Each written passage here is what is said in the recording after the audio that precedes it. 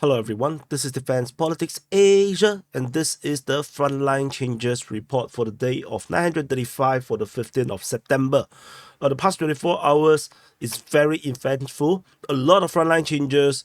We'll go through generally what, like the whole list. At Medvedev, over in the Kursk front, Kovkovo, the entire western flank, Crimea, Noe, and then we jump to Kolesnikivka, over the Kupiansk front, Sperne, at the Silers front, Krano, in the Bakut front, South Ivaniske, and then into the Pok front, we have Krasnaya, Ukraine's over in the northern part of the Donetsk front, Katerinivka, a lot of significant frontline change around in the south of Konstantinivka itself, and Vola. So we're gonna go into the Kursk front. So Ukrainian counter-offensive over in the Kovkovo sector continues, with new geolocation of Ukrainian forces in the south of Silers as well as in the north of Medvedev. So this constitute to Ukrainian expansion of the zone of control. It is not extremely significant per se, but at least this confirms Ukrainians continue to make some small progress in this region.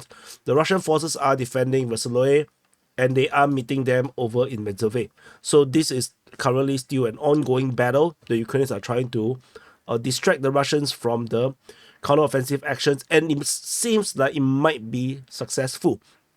Because if we go to the next frontline change, is over at western flank, there is no significant frontline change for the Russian side.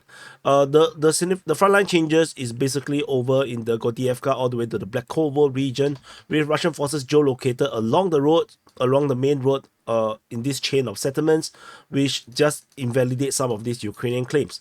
So the Russians did indeed move to this line, and this is very, very close to where the Ukrainians have drawn the front line. But the entire extended Russian claims is not corroborated just yet. So which means that the Ukrainian counteroffensive may have been successful at forcing the Russian counteroffensive to slow down its progress. That might be a possibility. So never underestimate the Ukrainians, because it's a war. People don't want to die as much as they can. So they don't have to protect their real positions. So if they got poked in the backside, then it's not gonna feel very good. I actually do not know. Maybe it feels very good, but I have no idea. Never tried before. So over in the Crimea region, the Ukrainian mapping has came up with a very interesting correction or clarification. They have created a gray zone in Crimea. This gray zone is right in the middle of Ukrainian claimed territory. So the Ukrainian front line is already up further up north, but then they corrected and added a gray zone in this area here, which represents possible Russian presence in this area. So which means that we have added a little bit more in this region here into the Russian mapping. But this site is already under Russian claims, so there is no change. So there's a possibility that the Ukrainian claim is that they have reached Zhuravli and Klinov might actually be wrong. It could be a case where this front line might actually be wrong, that they actually have not even broke through Kremlin yet. That could be the high chance that this actually represents.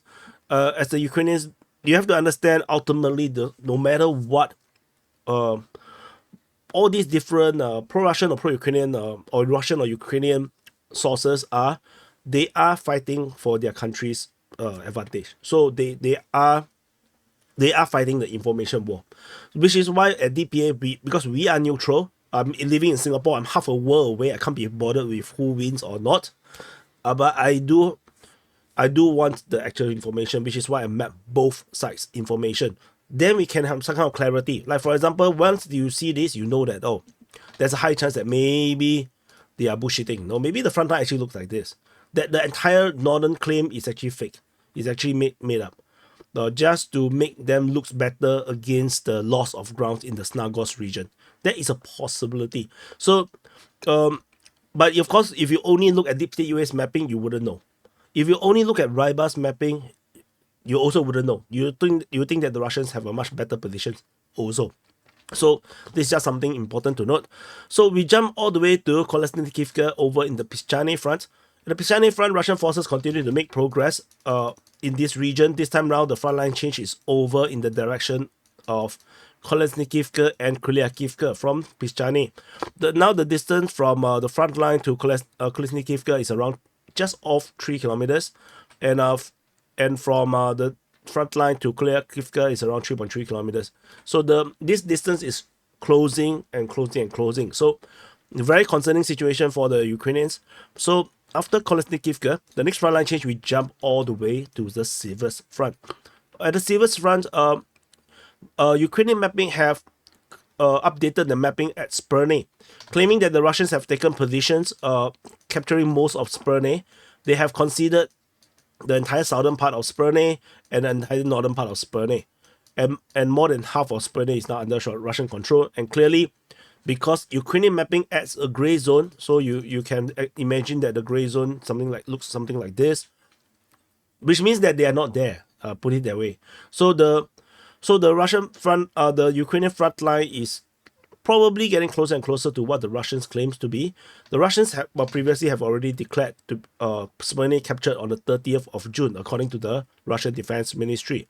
So somehow, yeah, we still have fighting in this region here, reported almost daily. So let's see how this progress. So after Smyrna, the next front line change is over at Kharkovivka, over at the Bakut front. So this is the infamous Bakut city, also known as Wagner land. So over in the Kharkovivka, the Russian mapping have claimed this tree line along the canal, which also is a sensible, logical mapping. Because most likely the Ukrainians can't possibly be there, so that makes sense. But this is just a claim, this is not a capture. So that's all from Kharkovivka. South, in the southern flank of the Bakut front, south of Ivaniske, there is some major updates. Based on Russian mapping, they claim that the entire southern part of Ivaniske is now under Russian control. They claim that they have pushed out the Ukrainian forces in these tree lines and trenches, and now the battle is going to move into the forest region just before they hit the canal. So let's see how this develop. This, of course, Russian claims doesn't necessarily mean that this is reality. Sometimes, in fact, not sometimes, quite a few times is inaccurate. So let's wait and see how this develop over in this southern flank of the Bakut front. Then we jump all the way to the Pok front. So this is Pok, and this is the Pok front. And over the Pok front, we have updates. So we have previously reported based on geolocation of the fighting south of Krytia. And based on the Russian mapping, they have claimed they have drawn the border a bit more advantageous for the Ukrainians, where the front line actually looks like this, where the Ukrainians actually captured more grounds and actually have more. But these are all open grounds, so it doesn't really change a lot. But so that's just some frontline change for the Russian mapping.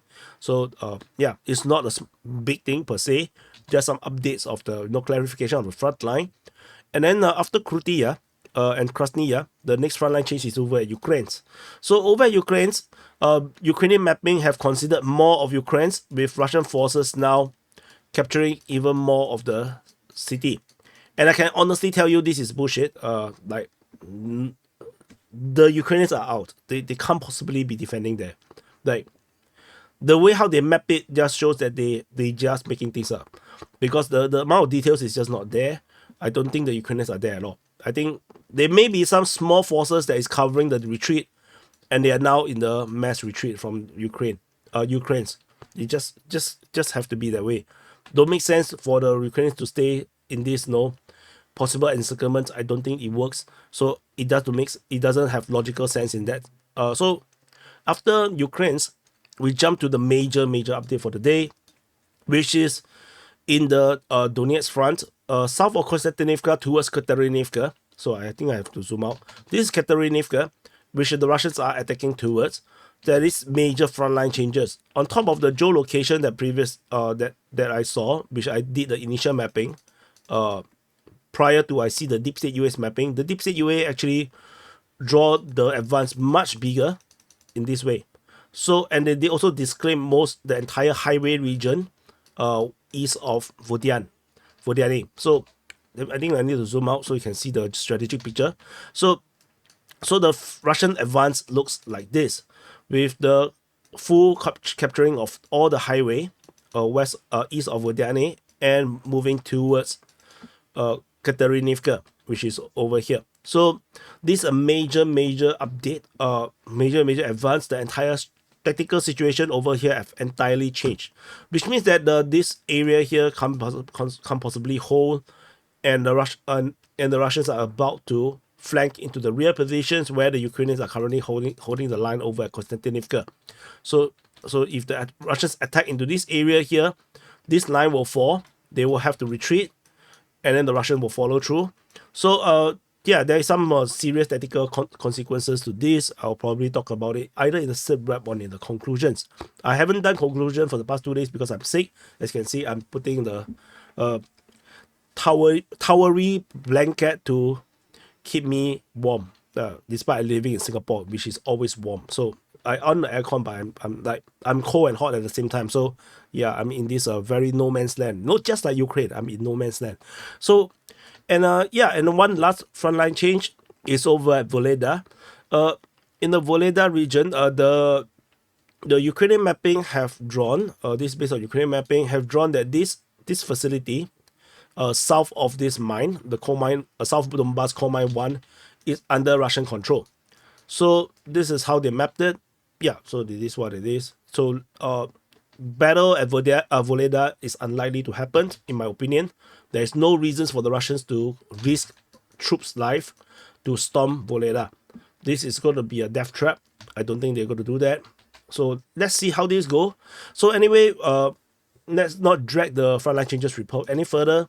Do press the like button, subscribe, and very important, really subscribe. And if you think that you have subscribed, check below. Maybe you haven't did subscribe, or you have been unsubscribed by the evil YouTube algorithm. So anyway, thank you for watching. Do press the like button, and I'll see you guys in the next update.